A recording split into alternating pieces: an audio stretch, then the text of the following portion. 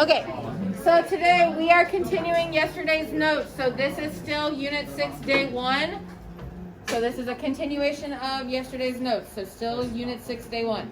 So yesterday we ended off talking about oxidation numbers. So oxidation numbers are a charge and a number. The charge is if you are gaining or losing electrons. So are you becoming a positive ion or a negative ion? And then the number represents how many electrons did you gain or lose in order to get your 8 valence electrons, your full shell of 8 valence electrons. Okay? And then we have to keep in mind, when we're finding the oxidation number, we have to remember what is the easiest way that those atoms can get to 8. So are they going to gain or lose? So remember, it's going to be easier to lose 1, 2, or 3 electrons than it is going to be to gain 5, 6, or 7. So what is the easiest way for those elements to get a total of 8 valence electrons? Correct. Yes. All right. So that's what we talked about yesterday. So to find the oxidation number, to figure out what your element's oxidation number is, because your oxidation number is going to tell you how those elements are going to bind together or bond together. So it is important that we know how to find oxidation numbers. Okay? So how we find oxidation numbers is first we look at where is the element on the periodic table. Okay? Because our group number or our column number, so remember group is the same thing as column. So our group number or our column number is going to tell us how many valence electrons it has. So column 1 has 1 valence electron, column 2 has 2. You skip over your transition elements. So everything in the middle, that middle section, those are your transition elements. You skip over those because those do not follow this rule. Okay, the column numbers do not tell you how many valence electrons for your transition elements. So column 1 has 1, column 2 has 2. You skip over your transition elements. Column 13 is the same thing as column 3A, and those have 3 valence electrons. Column 14 is the same as 4A, and those have 4 valence electrons. 15 is 5A, those have 5. 16 is 6A, those have 6. 17 is 7A, those have 7. And 18 is 8A, those have 8. So your column number, just get rid of the 1 in front of it. If it has a 1 in front of it, just get rid of it. But the column number will tell you the number of valence electrons. And then, knowing the number of valence electrons, you can figure out what does it want to do, or what is it going to do in order to get 8. So is it going to lose electrons, or is it going to gain electrons in order to get 8? Another thing you need to remember, if you are losing electrons, you are getting what? More what? Positive. If you're losing electrons, you're getting more positive. If you're gaining electrons, you're getting more negative. So you have to also keep that in mind. Okay? So this is how we find oxidation numbers. We have to know how to find the number of valence electrons first, and then we have to figure out, well, what are they going to do in order to have 8? And then that is your oxidation number. Okay? So what I want you to do now is take a few minutes to get this table and then work on this table in your notes. So, real quick, before you start, let me do 3 of them for you so you can see how to do them, and then you can work on the rest. Okay. So, follow along with me real quick before you do this. Lithium. What group number is lithium in, or what column is lithium in? You should have a periodic table somewhere around you. Please use it. You do not need to guess. What? 1. So it is in group 1. So that means it has how many valence electrons? 1. So if it has 1 valence electron, it wants 8. What is the easiest way for it to get 8? It's going to lose, or it lost 1 electron. So when it lost 1 electron, what was its charge and what was the number that it lost? So if you are losing electrons, what is your charge going to be? 0. Positive. If you lose electrons, you're going to get more what? Positive. And then how many electrons did we lose? 1. So your oxidation number is positive 1. Your oxidation number is a charge and a number. So don't just write numbers. You have to write the charge of the oxidation number. So let me skip down to aluminum. Aluminum, what column is aluminum in? 3. So either 13 or 3A. But either way, how many valence electrons does it have? 3. So again, it has 3. It wants 8. It can either lose those 3 electrons or it can gain 5 electrons. Which one is the easiest path? To lose 3. Hello? Okay. Okay, thank you. Ellie, cafeteria with your belongings. You're getting quarantined. You better not have gotten me quarantined. Louis, we have lost 3 electrons. So if we have lost 3 electrons, what is our oxidation number? If you lose electrons, you get more positive, and then you have lost 3. So your oxidation number is +3. And then fluorine. Last one, fluorine. What column is fluorine in? He's not here again. Not again? Nope. Can I leave this? Yeah, you can if you want to. Here, just put it. Yeah, just put it back there, and I'll take care of it. So fluorine. What column is fluorine in? 7 or 17, whichever. So how many valence electrons does it have? 7. Thank you. So if it has 7 valence electrons, it wants 8. What is it going to do, Louis? It's going to add 1. It's going to add 1. So it gains 1 electron. And it loses 1 oxidation. So if you're gaining 1 electron, what is your charge? Negative. And then you lost, or you gained 1 electron, so your oxidation number is -1. Yes, very good.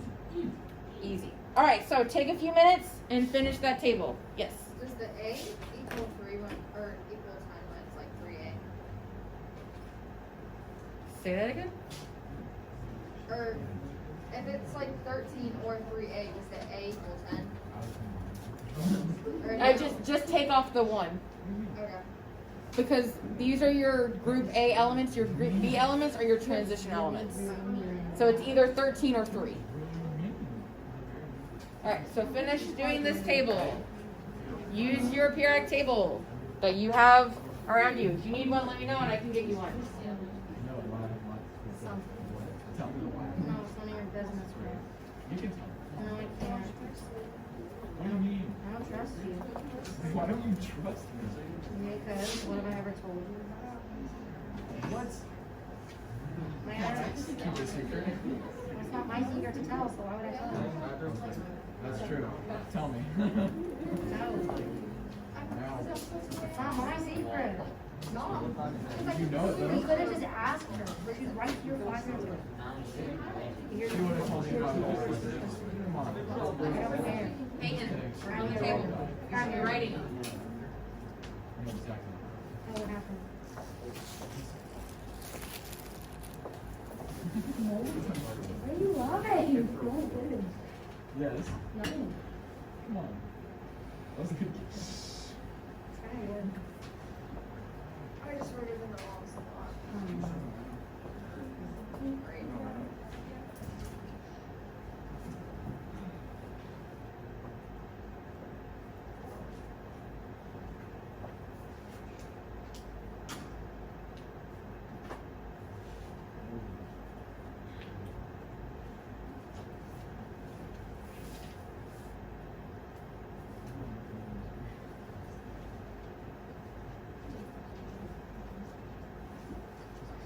Like, how did I do that?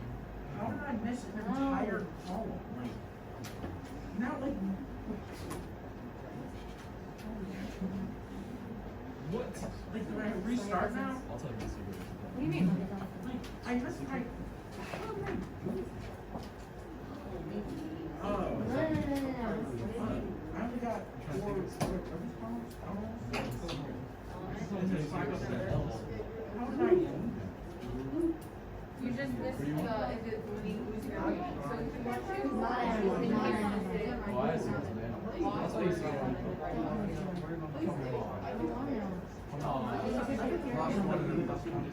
She's definitely not here.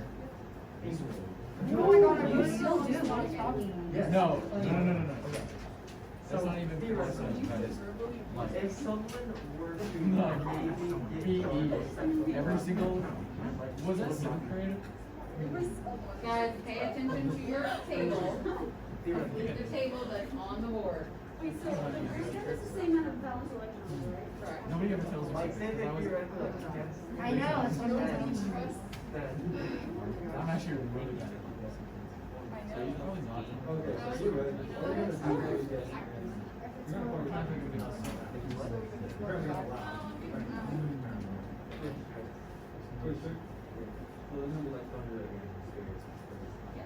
It just goes on this one, right? It's on. It's Column like, numbers, yeah. always 1, 8, 2, 8, Yeah, I got theoretically, I got high. and that's how you want to go. Oh, And then just figure out what is it gonna do in order to get 8. I'm trying to think of it. I'm gonna pray. Yeah.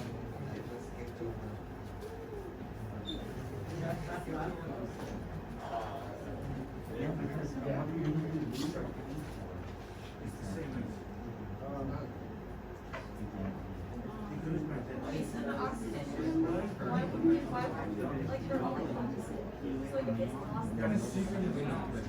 Playing in secret. Because you're losing electrons, you're losing negative charges. If you're losing negative charges, you're losing positive. So if you want to think but about are it, they all the same? it's always the opposite. Oh, yeah. Because the number represents how many electrons. So if the number's moving the same, then if you're going to loss positive, meaning it's negative.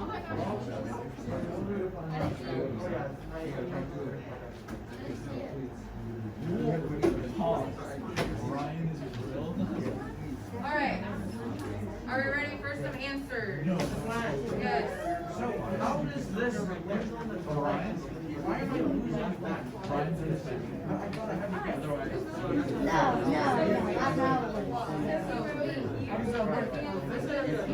it can either be or it will be either one. Unfortunately.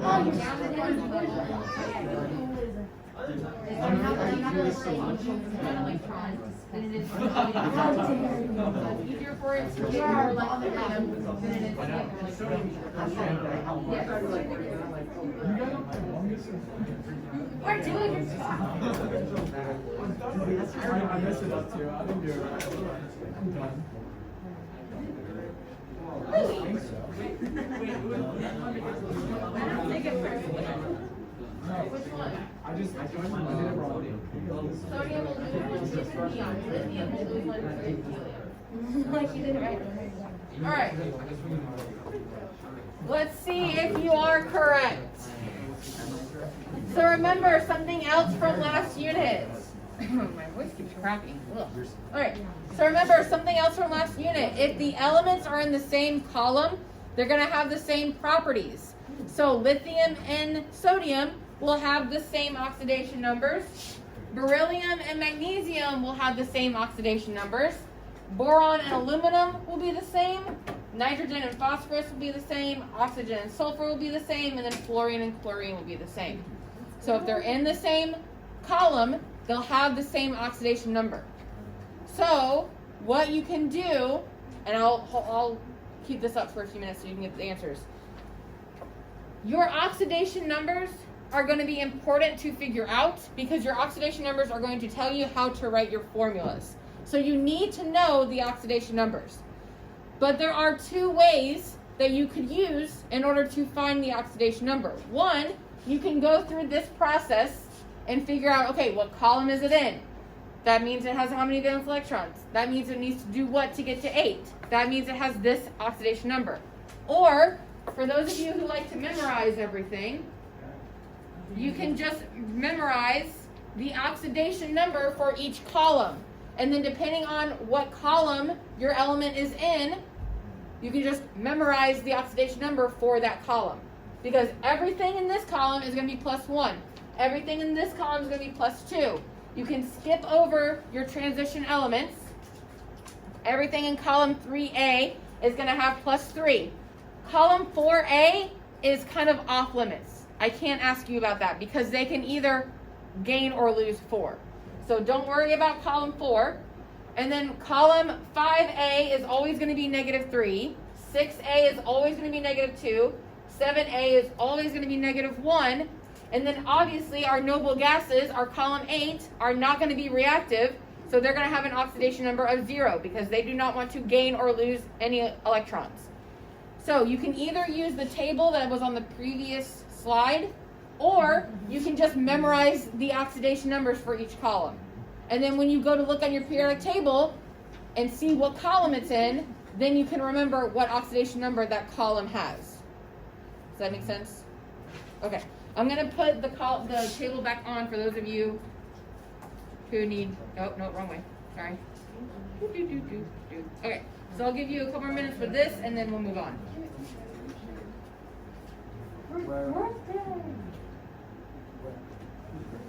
On your course.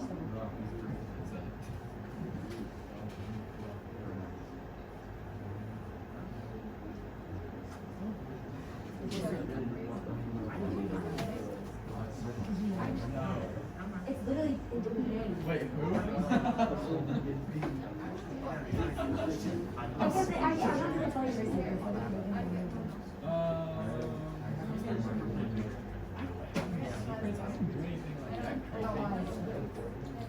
Do anything back?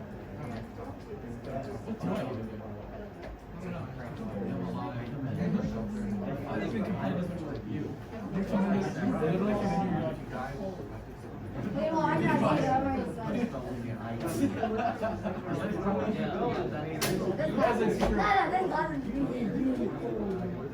Not right now.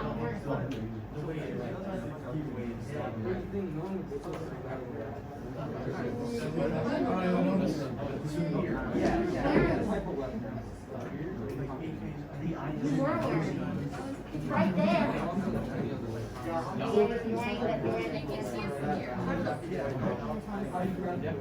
Dude, I posted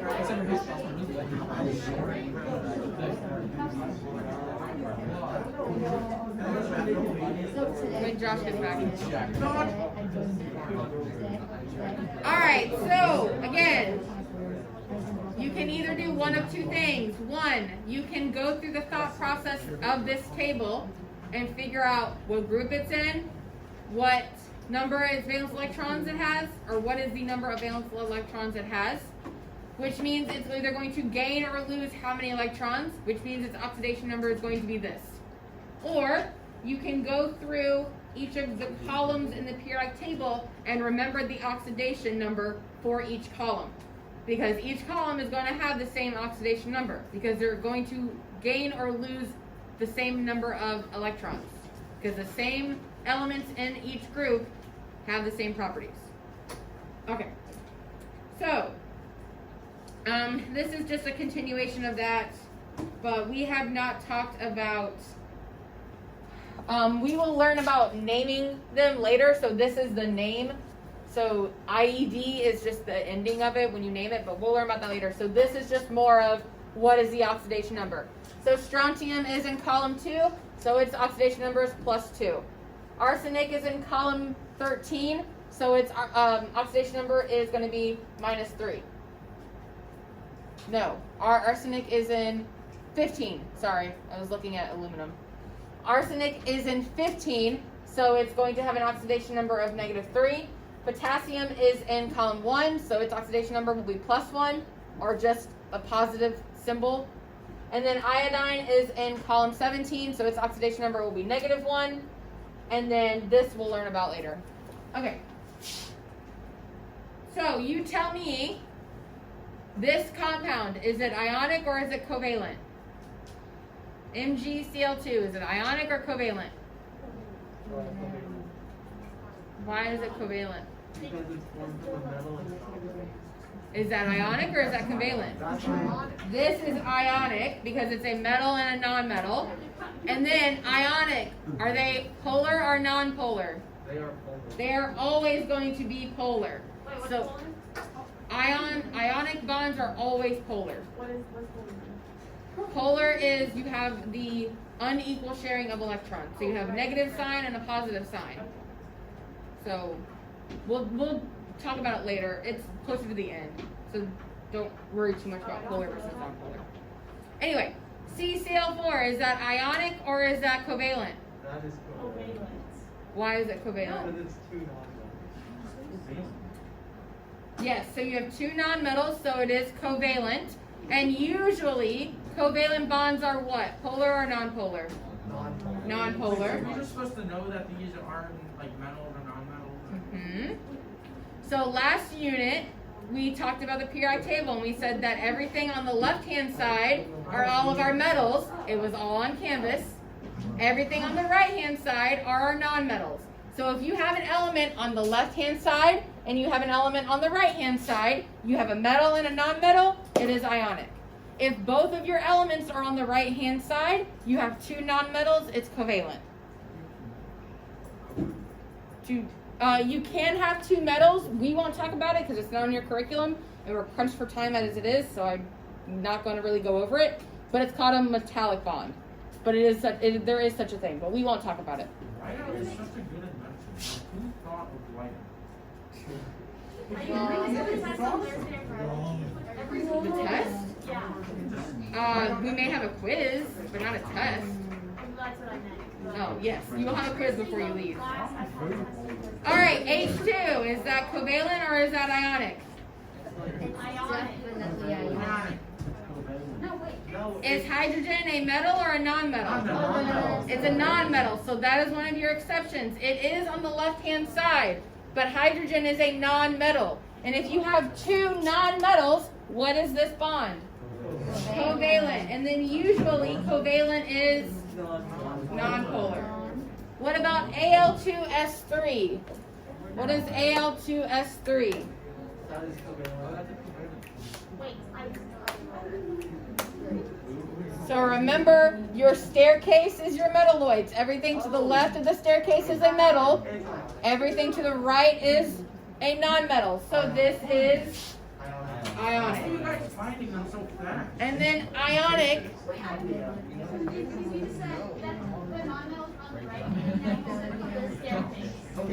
so the staircase is the metalloids. Everything to the left, or on the left-hand side of the staircase, is a metal. Everything to the right of the staircase, or on the right-hand side, will be non-metals. Okay, so this is ionic, and then usually, or all the time, ionic bonds are polar. So, you will probably have a quiz in here Thursday or Friday. I will let you know tomorrow. I have to make it. I'm not going to be here Thursday. I'll be in ISS. What I will probably do is I'll probably end up putting it online as well. So then if you are not in class, then I'll make it available to you online to take until Friday night. Oh, hello. Okay. Just wanted to know. Yes, Bailey?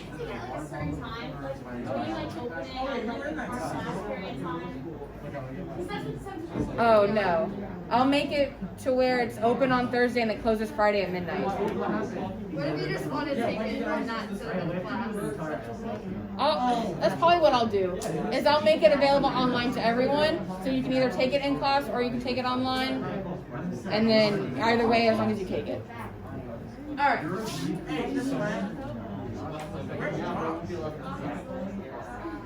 Go ahead. All right, guys, come back to me, please. We're not done. We have plenty of time. Okay. So now, instead of giving you the elements and their symbols, now I'm going to give you the formula, or the name of the compound. Sorry. So carbon dioxide, is it ionic or is it covalent? Carbon dioxide, what is it? So carbon and oxide, so that's oxygen. That is two nonmetals, so that is covalent. And then covalent is usually nonpolar. What about potassium and bromide? So potassium bromide is potassium and bromine. What is potassium and bromine? What kind of bond? That is definitely ionic, and ionic always makes polar. What about aluminum iodide? So that is aluminum and that is iodide. What are they going to make?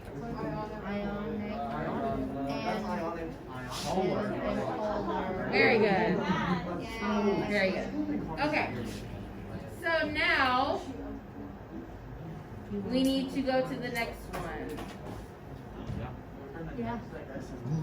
You would act like you're like Yes.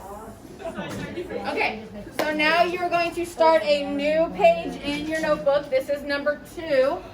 This is Unit 6, Day 2. So now we know how to find oxidation numbers. So now we need to put those oxidation numbers to use, and we need to write formulas for our compounds, and then we need to know how to write the name of those formulas. So now this PowerPoint, this lesson is on how to write formulas and how to name ionic compounds. So again, we're going to just focus on ionic compounds right now, and then we will switch to covalent compounds. So then we'll learn how to name and write formulas for covalent compounds, and then we will put them all together and review them all at once. Okay? So how do we name ionic compounds and how do we write the formulas? Well, first of all, we just figured out, or we just learned how to find oxidation numbers. So we are going to use those oxidation numbers and put them together to make our ionic bonds. So the thing that you have to know for making ionic bonds, your compound at the end of the day has to have a neutral charge. So for ionic bonds, we have metal and nonmetal. So we have our cations and our anions, correct? Cations and anions. When we put those cations and anions together, they are going to have to make a neutral charged compound. So your negative charges and your positive charges have to add up to equal 0. Louis, this is number 2 in your notebook. Number 2. Yep. So this is Unit 6, Day 2, which is number 2 in your notebook. So for ionic compounds, your cations and your anions have to add up to equal 0. Because you have to have a neutral compound at the end of the day. So using the oxidation numbers that we just learned how to figure out, you're going to have to add up those oxidation numbers and make them work to equal 0.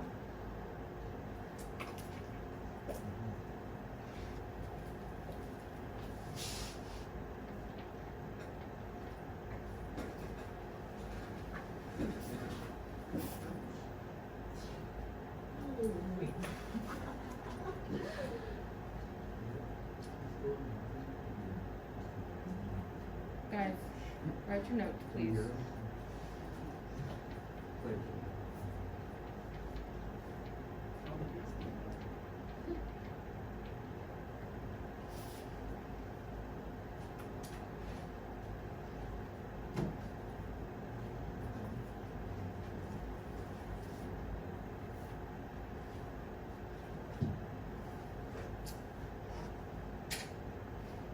Okay, so what do I mean by adding up to equal 0? So for this example, I have sodium and I have fluorine. Sodium and fluorine are going to make an ionic bond, and when they do, they're going to make sodium fluoride. So I have to first find their oxidation numbers, and then I have to add up their oxidation numbers to equal 0. So sodium is in column 1, so it's going to have an oxidation number of +1. Fluorine is in column 7, so it's going to have an oxidation number of -1. If you have a +1 and a -1, if you add those together, your sum is going to equal 0. So I have 1 sodium and 1 fluorine bonded together to make sodium fluoride, and my overall compound is going to have a neutral charge. So you have to figure out how to get your oxidation numbers to add up to equal 0. And that is what your bond is going to be made out of. So this one's pretty easy because it's +1 and -1, but the next one is not.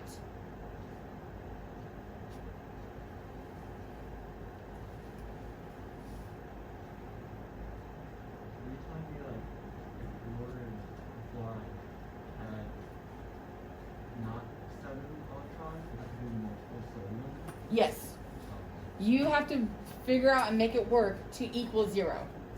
At the end of the day, it has to equal 0. And what if neither of my two things are going to add up in the way It should. You won't. You shouldn't have something like that.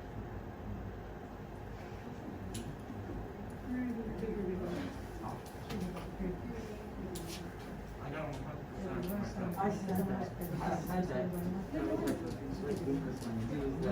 No, it's not. And then you also said like the jig is up, and I was like, what?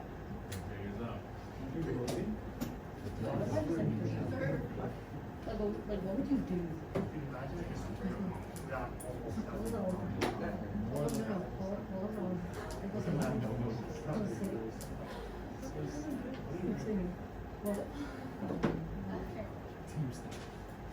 No, there's no better. Oh, it's from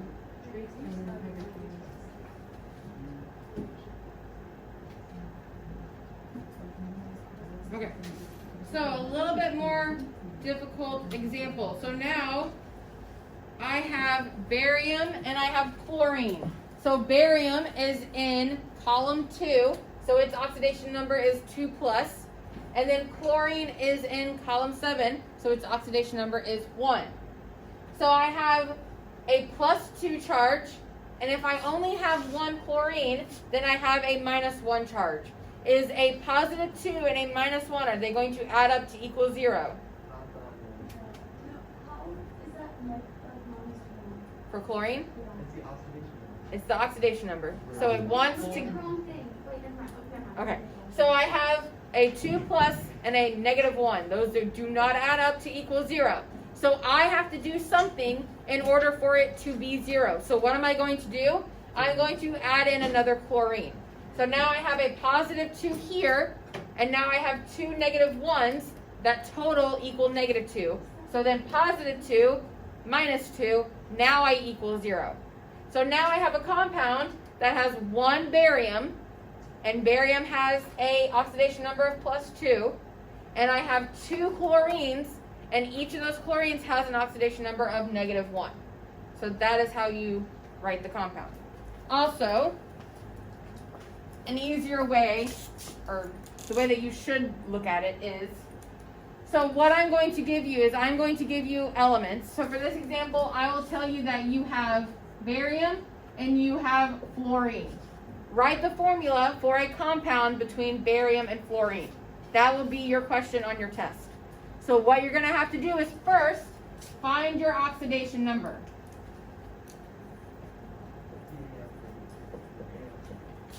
So this slide did it for you. So that's when you would have Ba with your +2 charge and your F with, oh sorry, this is supposed to be chlorine. But, and it's the same thing. But anyway, chlorine and chlorine.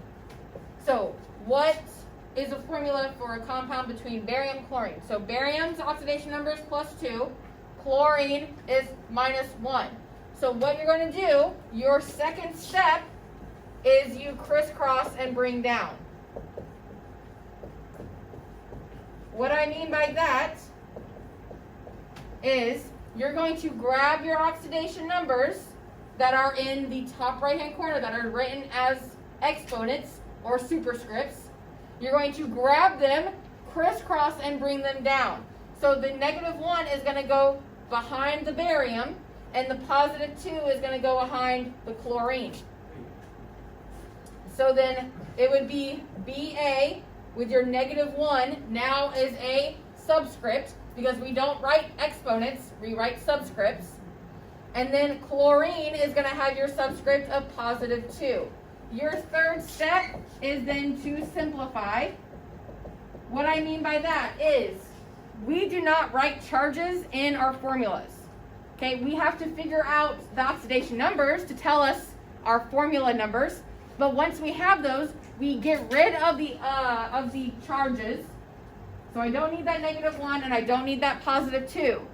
This 1 is a redundant thing to write.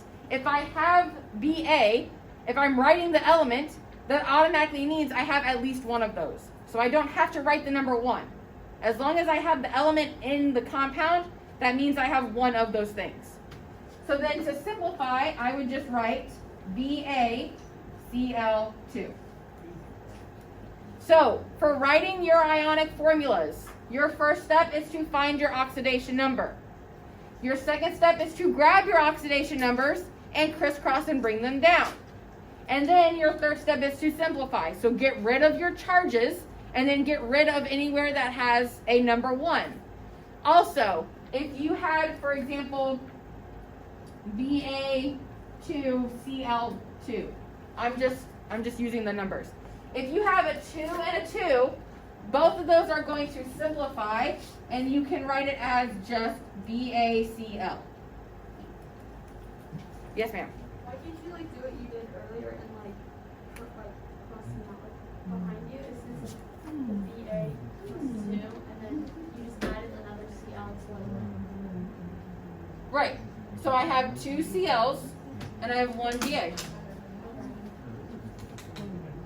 Never mind. But it's the same thing. Okay. It's the same thing. Okay, that one's really complicated. Then No, I got it. No, we can do more. once we do more, this will make sense because this won't always be this easy. Okay. Yes. Do not write your charges in your formulas. Do not write the number 1. It's redundant. Yes. Okay. Okay. So that is how you write formulas. So now I want you for each of these, and this can be the last thing we do today. So write the formula for these 3 compounds. So this compound is between sodium and sulfur, and I gave you the oxidation numbers.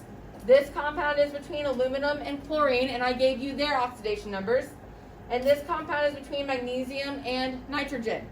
So it's multiple choice. So which one would be the correct formula for those compounds?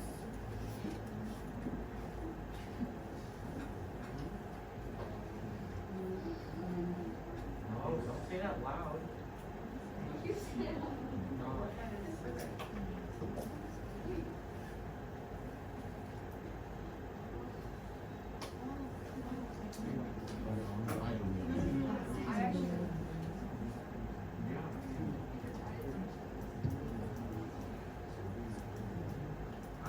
Wait, I actually know this. Cross? So I already did step 1 for you. I gave you your oxidation numbers. So now you need to grab them, crisscross, and bring them down, and then you need to simplify. So which, oh, you can't see that. So which compounds are those? What are the correct ones? 2, 1, and 3. No, I thought it was 1. Guys, it's 2, 1, and 3. I told you. Fine. No. Okay, so let me do a quick recap, guys. Let me do a quick recap because I didn't get any of this in the video. So, a quick recap. If you have a bond between sodium and sulfur, your first step would be to find the oxidation numbers. So, sodium has an oxidation number of +1, and sulfur has an oxidation number of -2. Your second step is to grab those oxidation numbers and crisscross and bring them down. Your second step is to crisscross and bring them down. Your third step is then to simplify.